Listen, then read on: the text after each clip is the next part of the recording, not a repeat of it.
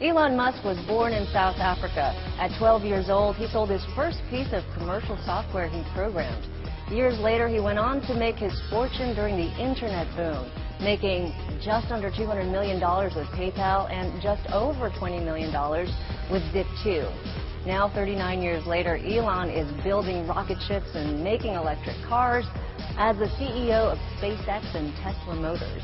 Elon's dream is to make living on Mars a reality, maybe an affordable reality, during his lifetime. Here's my interview with Elon Musk, one of the most celebrated entrepreneurs today. So clearly you have many aspirations and an overwhelming drive to innovate.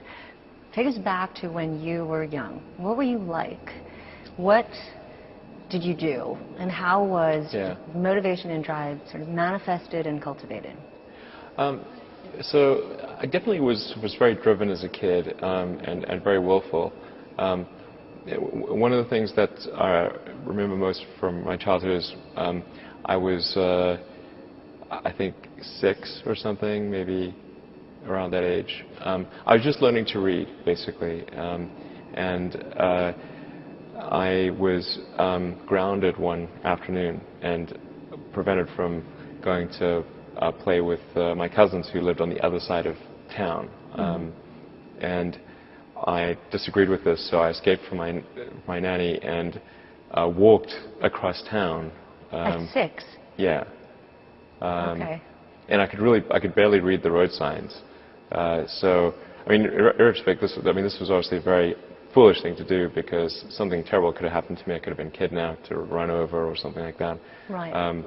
But I was so determined to go play with my cousins that I basically walked clear across the city, the capital city. At 6 years old? Yeah. And then you made it there, so you're successful, so you figured I can do anything I want.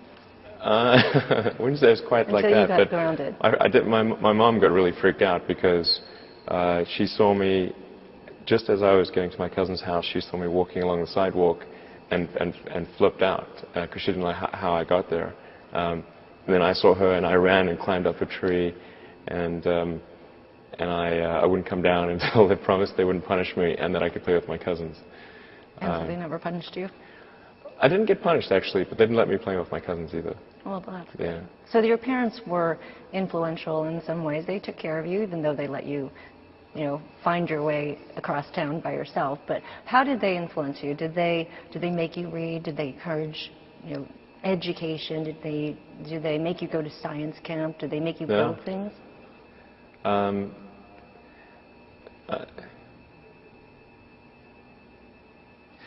I was always sort of really interested in reading when I was a kid, and I would read everything that I could get my hands on. I read the encyclopedia. I read every. At what age? Let's see, probably age 9 or 10. Okay.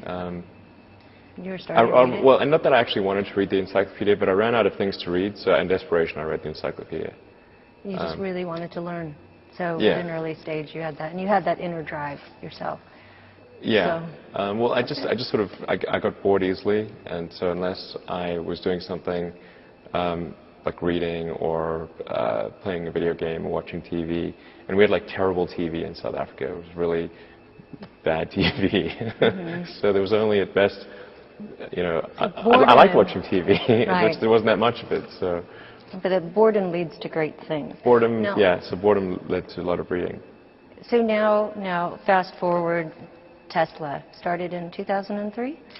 Yeah. Started in 2003. Wow, that is a big fast forward, yeah. Yeah. Well, we could talk about your 20s and 30s. We won't do that. Okay. So going to Tesla. Yeah. So talk about the concept, the idea. What inspired you? Sure.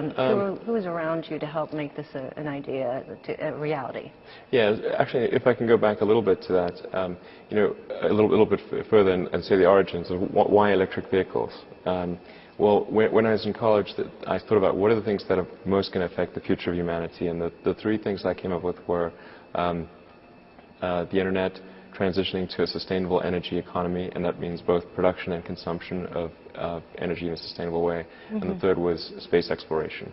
So my interest in electric cars goes back 20 years to when I was in college, and In fact, the original reason I came out to Silicon Valley was to go to Stanford to work on a PhD in applied physics and material science to develop advanced energy storage technologies for electric vehicles. Okay. So this is a really long-standing interest of mine. Right. Goes back to way before 2003. But the thing that kind of spurred things in 2003 was a lunch that I had with Harold Rosen and J.B. Straubel, and that I got this sort of call out of the blue from Harold Rosen. He's a famous guy in space and electric cars. Oh. So he had something called Rosen Motors, but he also worked for Hughes Aerospace, Mm-hmm. And that's kind of how the connection kind of bridged over. And at the lunch, we're just talking about a bunch of things in general, and I mentioned that I had originally come out to California to work on electric vehicle technologies, and then Right. Harold mentioned, told me a bit about his past with Rosen Motors, and then JB mentioned that hey, there's this company called AC Propulsion that has this kind of very rough prototype electric sports car running on lithium-ion batteries, and it's getting really good performance. So I said that sounds interesting, and I thought with the advent of lithium-ion that really is a sort of a key enabler for electric cars. Right. So JB arranged for a test drive of the AC Propulsion T0 in 2003. How many miles did it go back then? Well, actually, the performance specs of the T0 are very, very similar to the Roadster. Oh. But it's a much more primitive car. It's basically like a kit car. Mm-hmm. It's sort of just a Like a golf fiberglass. cart or something. There's a little bit of a golf cart, but it's Yeah. not something you could ever sell to people. Okay. Like it didn't have a roof. Okay. It didn't have any safety systems. Mm-hmm. It was very expensive and hand built. Mm-hmm. So I tried to convince the AC Propulsion guys to commercialize the T0 and said, hey, I'm willing to fund you if you want to commercialize the T0, but it just wasn't of interest to them. Right. Okay. They were a very sort of small outfit. They liked to sort of tinker and experiment, but they weren't really interested, at least at the time, in creating a production sports car, electric sports car. So, but I kept pushing them on this, and eventually I said, look, if you're not going to do it, then I'm going to do it. And they said, well, if you're going to do it, there's some other people we should introduce you to. Maybe you guys should team up and go and do it. And that's how I met Martin Everhard, Mark Topping, and Ian Wright. And then JB also joined. I was actually able to convince JB to join Tesla. And so that's sort of like the founding team of Tesla was the five of us. So when you started thinking about this idea and building it out, and there's different entry strategies, right, to get into the electric car industry, and your goal is to make mass market cars. That you created a very expensive, not mass market car, $100,000 Roadster, high expensive, low volume. Why that entry strategy? It's actually, I think it's the only entry strategy that I thought had any chance of success. And the reason for that is, as a small startup, we don't have the economies of scale of the big car companies. Mm-hmm. Plus, we're really working with the first generation of technology. And there are two things that are really important in making technology available to the mass market and making it affordable. And those two things are economies of scale and being able to optimize the design. And it usually takes, by the third version of something, that's when it kind of starts to reach mass market potential. Right. So using that sort of basic rule of thumb, the strategy I had was to start off with a high-priced, low-volume car, being the sports car. And there's only a few types of cars that people are willing to pay a high price for. Sports cars being one of them, really premium sedans being another. But the easiest way for us to come to market with a long-range car was with a sort of smaller sports car. And then phase two, which we're seeing now, is the Model S, and that's mid-price, mid-volume. And then phase three is the high-volume, low-price car. or lower price. Right. Yeah. Now, you raised $260 million from your IPO, about $325 million or so in private capital, and almost $500 million in federal loans to get your cars to market. Correct? Yeah. I'd have to check on the number for the private capital. I'm not sure it's 300. Oh, okay. I think it's less than that. Okay. But several. Well, a couple hundred million. A couple hundred million dollars here or there. Okay. Call it a couple $100 million in private capital. You raised the money. A couple $100 million in IPO, and then half of the 460 almost million $500 million in government loans. In government loans. Although it's important to point out, we've actually only exercised $50 million of the government loans. Okay. Yeah, so it's only a small portion of it, and that only started this year in February. Okay. One of the common misperceptions out there is that we got bailed out by the government last year because... That's very common, isn't it? Everybody's getting bailed out. But actually the first government cash we received was only earlier this year in February. Okay. And we did make an announcement last year that we'd received a conditional commitment from the Department of Energy, but it was not. We didn't actually receive any cash. So if we'd needed cash or if we needed cash last year from the government, we'd be dead. So you have sort of a credit line from the government, as it sounds yeah, like we're essentially a credit line. Okay. Do you think you'll draw on that, and do you think that you will need? Okay, so you will draw on that, but you have sufficient funds, and just what's the probability that you will not have to raise additional money before you get the Model S out in 2012? Well, I think we have really, it's very unlikely that we will need to raise additional money for the Model S program. I feel very confident being able to complete the Model S program for something very close to what we have budgeted, which is on the order of $500 million in total. Okay. Now, it's possible that we could decide that in order to fund developments beyond the Model S, that we want to sell some additional equity or something like that. Right. Or, you know, it could be that some of our investors want some additional liquidity or something like that. But I feel very confident in saying that we will not need to raise additional capital for the Model S program. Let's talk about the Model S. You have them. The base price is $49,900. It goes about 160 miles. And then it goes all the way up to 100,000, as you said, and maybe 300 miles or so.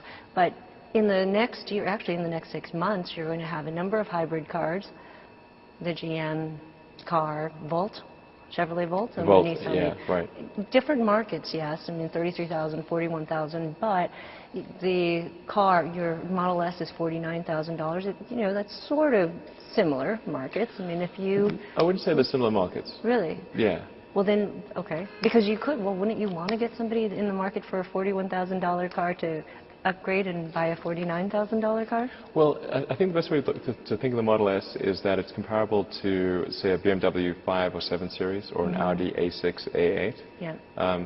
So it's really, it's a premium sedan. Okay. And I think anyone who can afford the Model S is not going to be buying the Volt or the Leaf or anything else. It's really, this will be the car that they would prefer. So I think affordability is the only thing that's going to stop people from buying the Model S. Okay.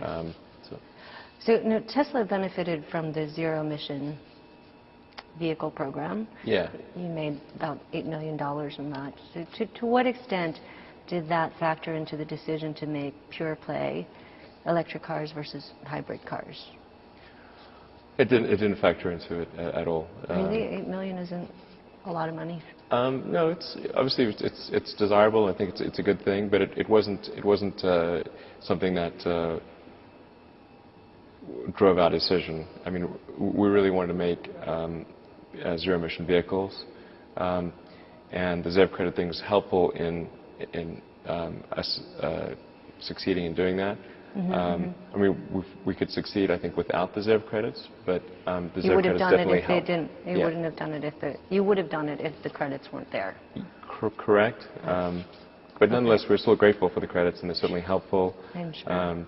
But I mean, the car would be profitable even without the ZEV credits. Is the company profitable today? When is it going to be profitable? Well, if Tesla if all Tesla did was make sports cars, if we were just a niche sports car maker and sold powertrains to other car companies, we would be profitable today. So running right now around 20 to 22% gross margin. So any company that's running sort of on the order of 20% gross margin can be profitable if their business, as long as they don't try to grow their business too fast. But in our case, we are growing our business very fast. We're talking about increasing our production volume from roughly 500 cars a year to 20,000 cars a year. That's a factor of 40 increase in 3 years. Yeah. So in 3 years, do you think, are you going to be profitable? Are you telling Wall Street you're not going to be profitable for the next 3 years? Or? Correct. Yeah, we have. Yeah. And it's not really possible to be profitable because essentially what we're saying is we're going to take $500 million in R&D and tooling and that kind of thing and spend that over the next, say, roughly 10 quarters. So that's an average of R&D and tooling expense of $50 million a quarter. Okay. Let's talk about your strategy, your distribution strategy. That's something that you're innovating there as well. You hired the head of a veteran at the Apple and Gap stores. That says a lot about your strategy, as opposed to hiring someone that's a veteran in dealerships. Sure. What's your strategy there? Well, I think for a lot of people, the car buying experience is quite negative. They don't look forward to buying a car. And I think we want to try to have a fundamentally superior consumer experience from the moment you think about buying a car to the actual acquisition, the ownership, the service.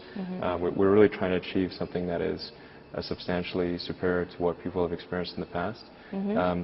So we don't want to. That's why we don't sort of inherit what was done in the past, because it's not good. I mean, I think if you were to ask most people, what's the worst retail experience you had? I mean, for a lot of people, that's buying a car.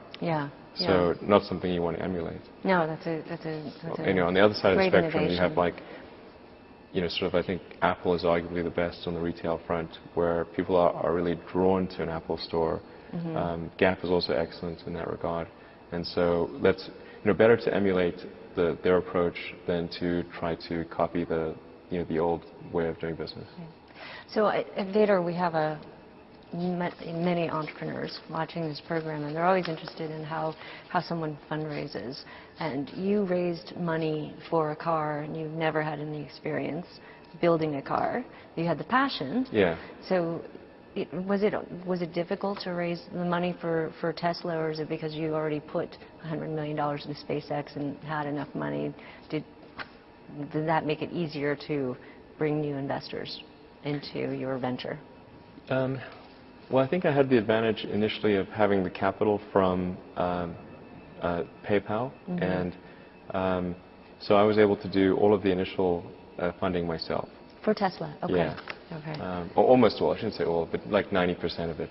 And then there were some other investors. There were some minor venture investors in the beginning. So not very. But essentially, I did almost all the initial investment myself. Okay. And with that initial investment, the first thing we did was to try to get a working prototype.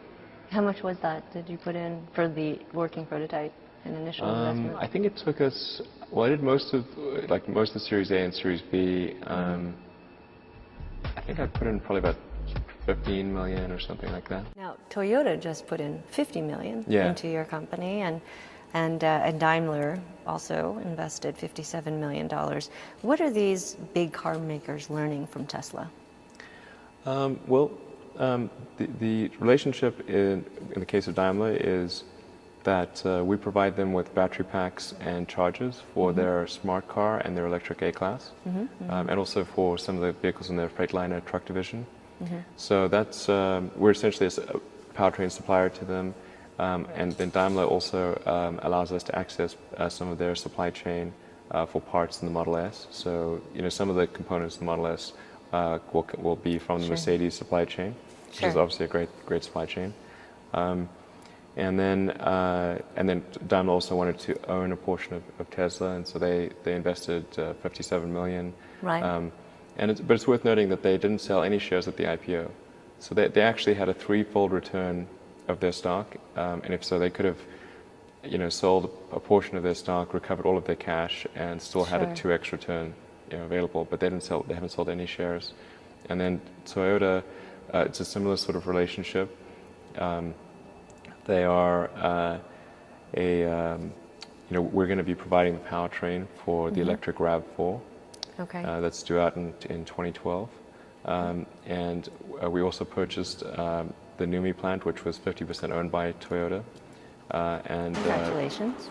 Thanks. And then also there was Toyota invested $50 million at the IPO. Right. So I think we certainly have great votes of confidence Right. and validation from. Yes, you do. You know, in the case of Daimler is the company that invented the internal combustion engine car. In the case of Toyota, they are the biggest car company in the world and the leader in hybrid technology. To have both, you know, such great partners is, I think, a strong endorsement of Tesla. Validation. Yeah. If Tesla bought GM, how would that company look different?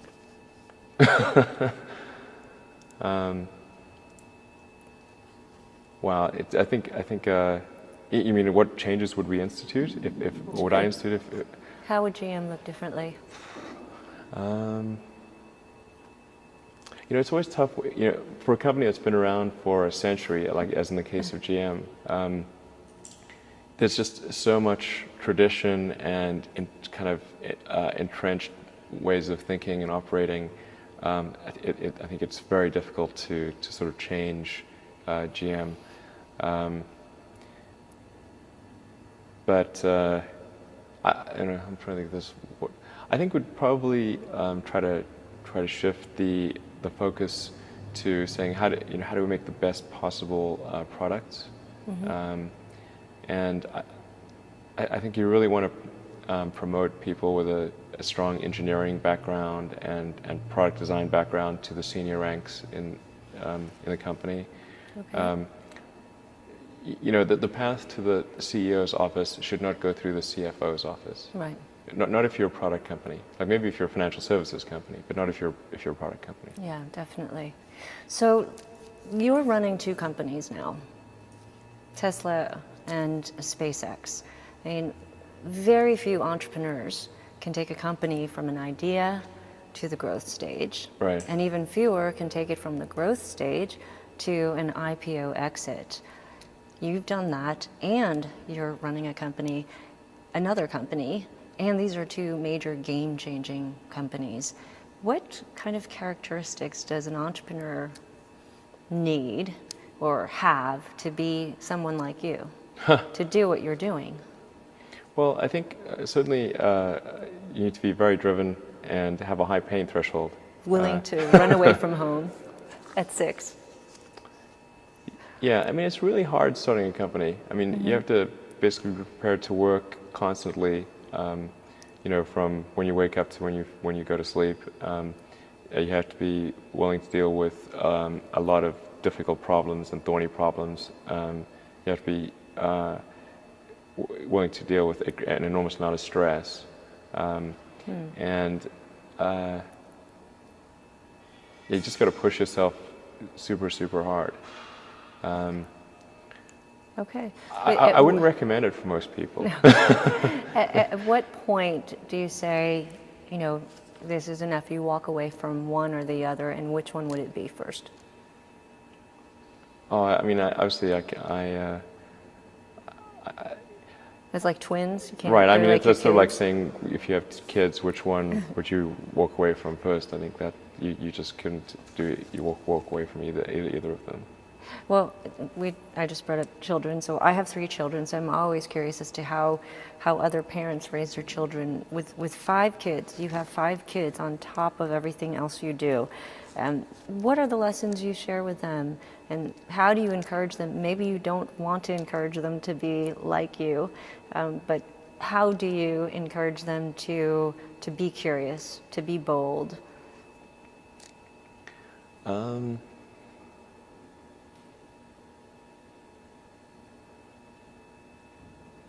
Well, I do encourage them to ask questions. You know, that like a lot of kids go through this kind of like why stage. You know, you have this sort of chained whys. Mm-hmm. You know, so let's say why, you know, why is something this way, and then you answer, and they say, well, why is that? Why is that? Why is that? And I think answering those questions gladly and really encouraging them to ask more questions is definitely a good idea. You want to encourage curiosity.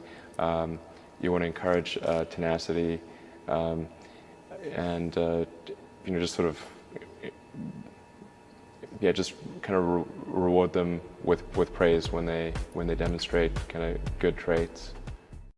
Do you want them to carry on your legacy and follow in your footsteps and maybe be the ones to witness the colonization in Mars? And I think it would, it would be nice if say at least one or two of the 5 boys wanted to do something in space or automotive or something like that.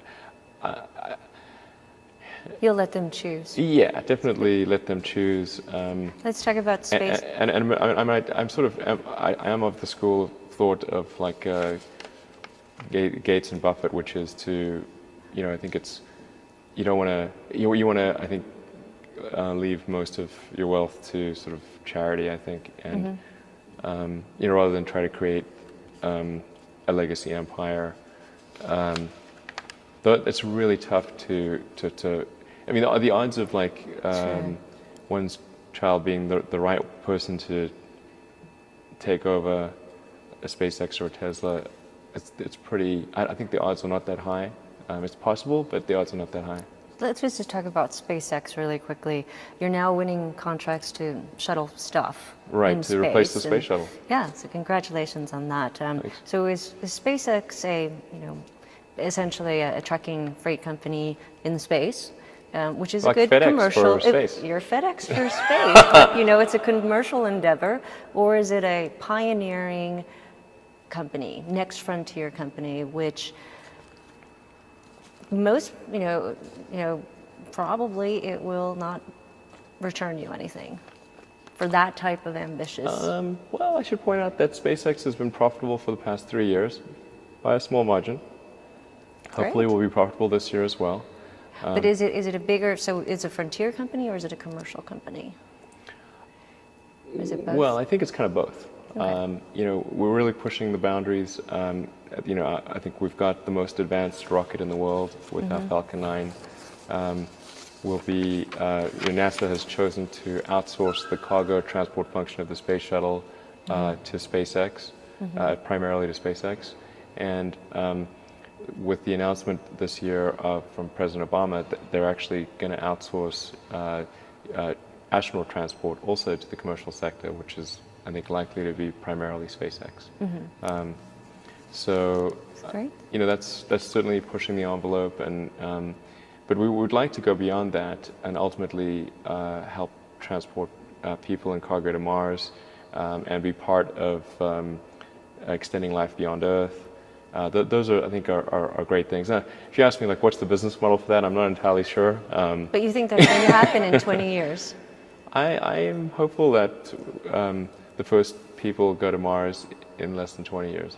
This is aspirational and not predictive. So is extending life beyond Earth and getting to Mars, is that enough for you? Or, because you're a big thinker, you think about big engineering problems, I'm pretty sure that the oil guys could use your help, and maybe you could think of some smart engineering around oil rigs, and maybe there's something around deep sea exploration that could be very innovative. But is there a future beyond space, or is that really going to occupy the rest of your time? Are you done?